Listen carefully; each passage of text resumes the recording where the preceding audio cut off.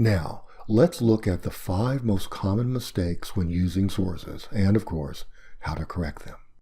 Oops number 1 is missing a pair. An in-text citation must always be matched with a reference citation. You can't have one without the other. They're like shoes, socks, and gloves, pretty much useless unless you have them both. In this example, all we see are reference citations at the bottom. However, without the corresponding in-text citations, we don't know how or where the sources are being used in the paragraph. So, we must add in-text citations to pair with the reference citations. Once inserted, the in-text citations make it clear which source is being used in which sentence. Oops number 2 is a dropped quote, sometimes called a ghost quote. This is a quotation that lacks a connection to the sentences before or after it. The quote seems like it dropped out of the sky and fell in a random place in the paragraph. In this example, the quote from Halpern and Luber is relevant but doesn't quite flow with the sentences before or after it.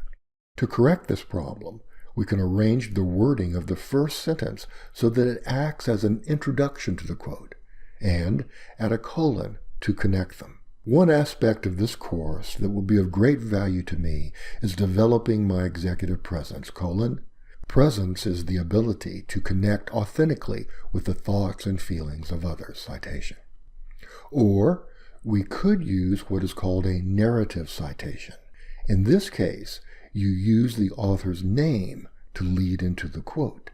One aspect of this course that will be of great value to me is developing my executive presence. Halpern and Luber define presence as the ability to connect authentically with the thoughts and feelings of others, citation. And you see, Halpern and Luber define is that narrative citation. Oops number 3 is the blind citation. An in-text citation by itself is blind. It can only refer to the name of the source. You, the writer, must make it clear what information from the source is being used. Here's our example. During the meeting, I will maintain eye contact with team members as they are speaking, Munter. Well, maintaining eye contact is always a good idea. However, it's not clear what contribution Munter made to the author's statement. To correct a blind citation, simply clarify what information from the source it is that you're using. You can do this with a paraphrase of the source. During the meeting, I will maintain eye contact with team members as they are speaking. As Munter and Hamilton point out, eye contact establishes a speaker-listener connection. Or you can use selective quotes, also called spot quotes, where you quote keywords from the source that informed your statement. During the meeting, I will use, quote, the crucial nonverbal skill of eye contact to establish, quote, a connection with team members as they are speaking, Munter. Here it's clear that these key words are being pulled from Munter and are the ones that help inform what the student wrote in the original sentence. Oops number 4 is one source, one paragraph. Well, it's fine to rely on one source to develop a point throughout a paragraph. However, it must be clear in which sentences the source is being used and in which sentences it is not. Our example. Wow, that's a lot of Barker and Gower. Props to the student for knowing that an in-text citation can apply only to the sentence it's a part of. But there has to be a better way of doing this. There is. Synonyms and pronouns. Let's read. Barker and Gower examine the use of leadership presence as a way to increase productivity. They present a model of leadership that facilitates communication throughout the organization. However, the authors call for a retraining effort that may not be suitable for all companies.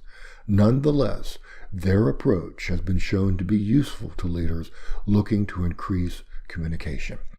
Here we see that the use of synonyms and pronouns makes it clear that each of the sentences in the paragraph is a part of the Barker and Gower source. However, We did not have to repeat Barker and Gower umpteen times. Oops number 5 is the end of paragraph citation. Here's the problem when you put a citation at the end of a paragraph. The reader asks, which sentences in the paragraph does this Martinuzzi citation refer to? Only the last sentence? The last 2? The last 3? The fix is to use the techniques we've discussed to indicate which sentence or sentences the source is used in. Let's read. Bruna Martinuzzi explains that leadership generosity is about more than pay raises. For her, generosity in leadership also means giving someone a chance to innovate, giving praise, giving emotional attention, and giving respect. All provide, as she has shown, as much or more motivation than money. Martinuzzi believes that good leaders are guided by a generous heart and a loyal mind.